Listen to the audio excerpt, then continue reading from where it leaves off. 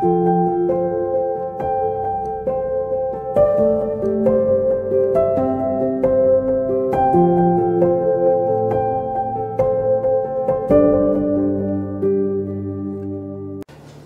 à tous et bienvenue pour ce temps de partage biblique. Ce matin, j'ai choisi un passage de Jacques, chapitre 5, verset 16, où il est dit « La prière fervente du juste a une grande efficacité ». La prière, on sait que c'est un sujet essentiel dans la vie du chrétien. Elle est la respiration de notre âme. C'est parce que c'est par elle qu'on peut parler à Dieu, communiquer, d'être dans une relation intime. C'est encore par la prière que nous sommes et que nous pouvons être changés, transformés. C'est encore par la prière que nous pouvons influencer notre environnement pour faire tomber les murailles, comme lors des murailles qui se sont écroulées à Berlin. Ce verset est interpellant car il nous parle d'une prière, mais d'une prière fervente.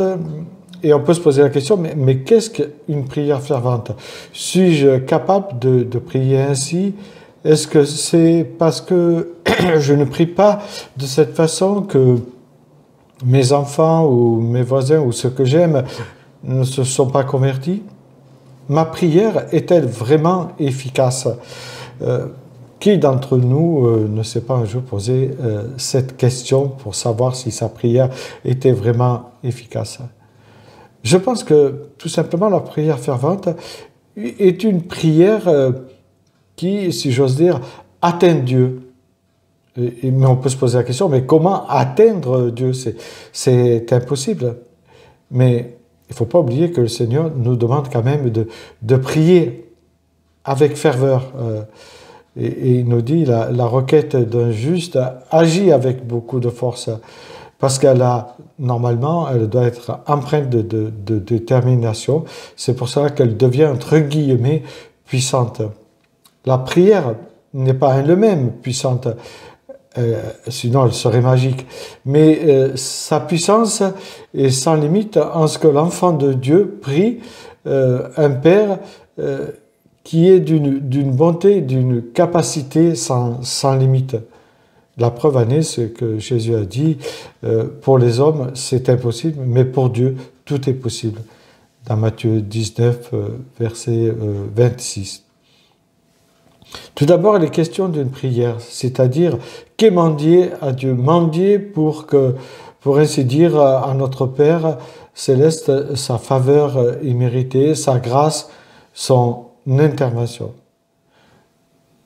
Quand nous prions, nous ne devons pas regarder à nos mérites, car nos prières seraient vaines, mais plutôt regarder à la grâce de Dieu.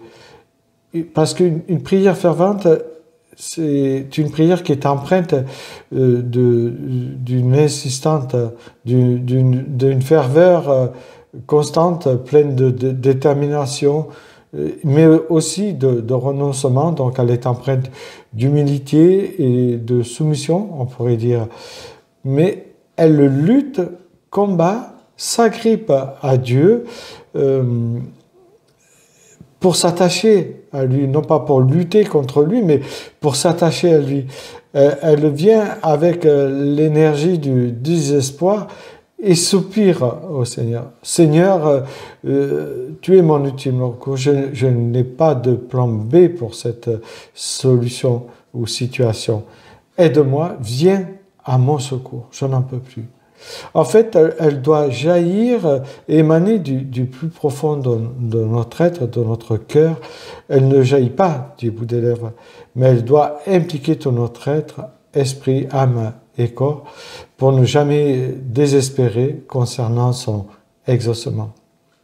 Elle est faite par une personne qui a été rendue juste au travers de la foi en Jésus-Christ, mais qui est de loin d'être une personne parfaite.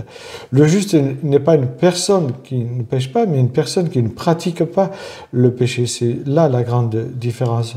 C'est une personne qui aspire de tout son cœur à plaire au Seigneur malgré ses manquements. Et pour terminer, une petite parenthèse, je voudrais vous dire qu'entre la prière et les réponses de Dieu se glissent des petits mots concernant sa volonté. Et cela, vous le retrouverez dans 1 Jean chapitre 5, verset 14. Alors, n'oubliez pas, l'exaucement dépend toujours de la grâce souveraine de notre Dieu. Bonne journée à chacune et chacun.